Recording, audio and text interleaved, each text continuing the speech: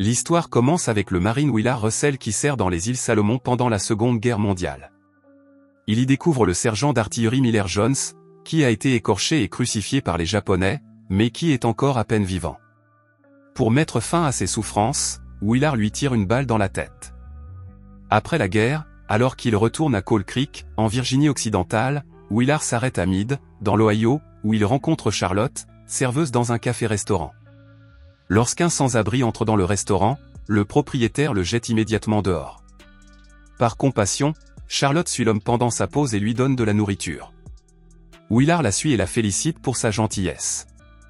Plus tard, Hirschell, l'oncle de Willard, vient le chercher pour le ramener chez lui.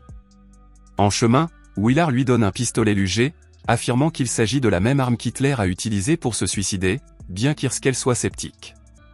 Une fois rentré chez lui, Willard est chaleureusement accueilli par sa mère Emma. Au cours du dîner, il déclare être tombé amoureux d'une jeune fille dont il ne connaît pas encore le nom.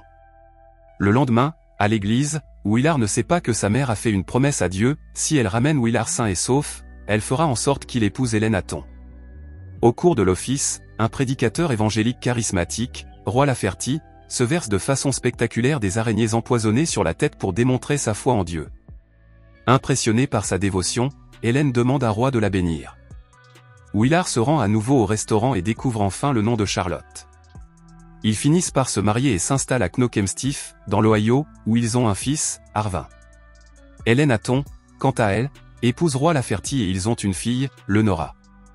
Lorsqu'Hélène part avec Roy et son cousin handicapé, Théodore, elle confie Lenora à la mère de Willard, Emma. Plus tard, Roy emmène Hélène dans les bois, convaincu qu'il a le pouvoir de ressusciter les morts. Pour prouver sa foi, il la poignarde et la tue, mais comme elle ne revient pas à la vie, il réalise sa terrible erreur et s'enfuit. En 1957, Arvin, 9 ans, revient à la maison avec un nouvel œil au beurre noir, ce qui inquiète profondément Willard.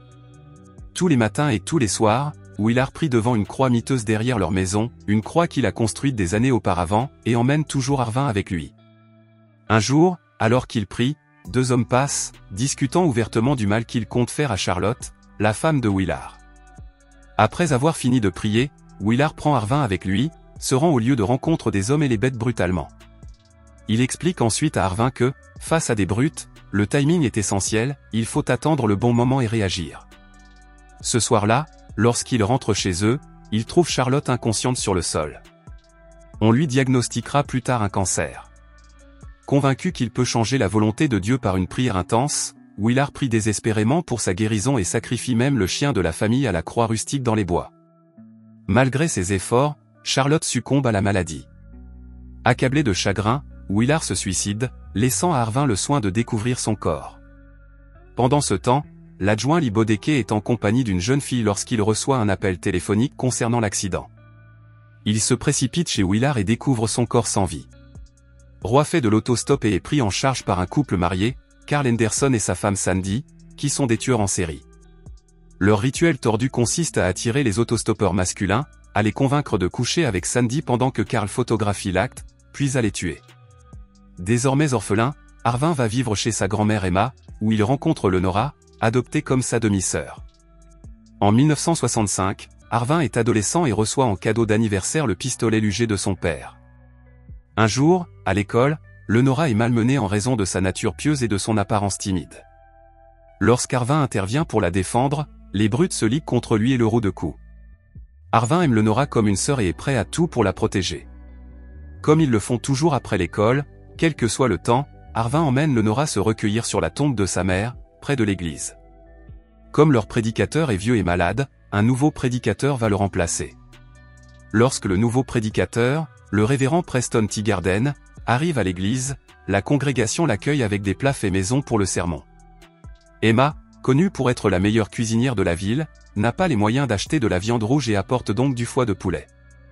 Preston, cependant, se moque publiquement de son plat, l'humiliant devant tout le monde, ce qui contrarie profondément Arvin. Un jour, après être allé chercher Lenora à l'école, Arvin l'emmène comme d'habitude sur la tombe de sa mère. Mais cette fois, il ne reste pas avec elle. Il retourne à l'école et attend dehors pour affronter les brutes. Armé d'un pied de biche, il frappe violemment l'un d'entre eux avant d'assommer les deux autres. il les avertit de ne plus jamais s'en prendre à sa sœur, sinon il les tuera tous. Pendant ce temps, sous une pluie battante, Lenora se réfugie à l'église, où elle rencontre le révérend Preston. Il lui propose de la conduire dans un endroit tranquille où il dit prier. Profitant de sa solitude, il profite d'elle. 3 mois plus tard, à Meade, dans l'Ohio, Sandy parcourt une collection de photographies de victimes d'autostoppeurs lorsque l'une d'entre elles tombe accidentellement au sol au moment où le shérif Lee Bodeke arrive. Il s'avère que Lee est le frère de Sandy. Après avoir discuté avec elle, Lee s'en va, mais ramasse sans le savoir la photo tombée au sol.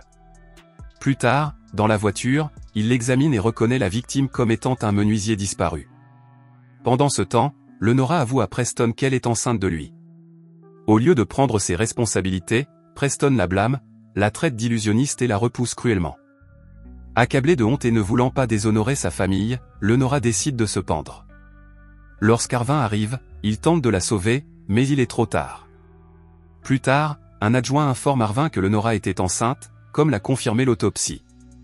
Soupçonnant immédiatement Preston d'être le père, Arvin commence à l'espionner pendant les semaines qui suivent. Un jour, il observe Preston en train de draguer une fille et de profiter d'elle. Déterminé à le confronter, Arvin charge le pistolet lugé de son père, laisse une lettre de suicide à sa grand-mère et se rend à l'église. Il y rencontre Preston, qui confesse ses péchés de la même manière que Preston l'a fait autrefois.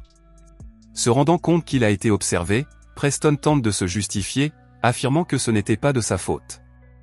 Il insiste sur le fait que Lenora se faisait des illusions et que l'enfant n'était même pas le sien.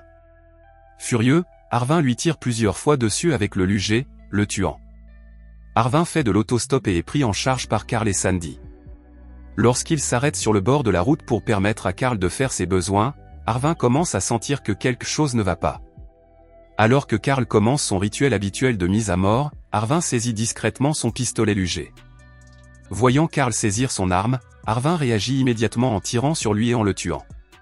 Sandy s'empare rapidement de son arme et les deux se retrouvent dans une situation tendue, pointant leurs armes l'une vers l'autre. Arvin la supplie de baisser son arme, mais elle refuse. Les deux hommes tirent simultanément, mais Carl, ne faisant pas confiance à sa femme, avait secrètement chargé son arme à blanc. En fouillant dans leurs affaires, Arvin sort de la poche de Carl une étrange photographie. Dans la boîte à gants de la voiture, il découvre une collection de plusieurs rouleaux de pellicules, probablement pour documenter leurs victimes. Pendant ce temps, le frère de Sandy, le shérif Lee Bodeke, apprend sa mort et se précipite sur les lieux. Conscient de la menace potentielle pour sa réputation et sa campagne de réélection, il se rend à l'appartement de Carl et Sandy. Il y trouve la collection de photos dérangeantes de Carl et la détruit pour dissimuler toute preuve. Arvin se rend ensuite à Meade, espérant revoir la maison de son enfance. Mais un vieil homme l'informe que la maison a brûlé des années auparavant et qu'elle a été abandonnée depuis. Arvin remercie l'homme d'avoir été présent à ses côtés la nuit où son père a mis fin à ses jours. Il réalise également avec stupeur que la femme qui l'a tué, Sandy, était en fait la sœur du shérif Lee Bodeke. Lee découvre qu'Arvin a tué Preston et se souvient qu'il s'agit du même garçon dont le père s'est suicidé des années plus tôt. Déterminé à le retrouver, Lee se rend à Meade à la recherche d'Arvin. Les deux hommes finissent par s'affronter dans les bois, à l'emplacement de l'ancienne croix rustique de Willard. Lee est armé d'un fusil et Arvin de son lugé. Sachant que Lee a l'intention de le tuer pour venger la mort de sa sœur, Arvin est prêt. Une fusillade s'ensuit et Arvin blesse mortellement Lee. Alors que Lee saigne, Arvin lui montre la photo incriminante de Sandy avec le cadavre de Roy. Il laisse ensuite la photo et roule avec le cadavre de Lee avant de partir. Une fois de plus, Arvin fait de l'autostop et est pris en charge par un hippie au volant d'une camionnette VW. À la fin du film, Arvin est perdu dans ses pensées et réfléchit à son avenir, devenir un jour un mari ou s'engager comme soldat dans la guerre du Vietnam.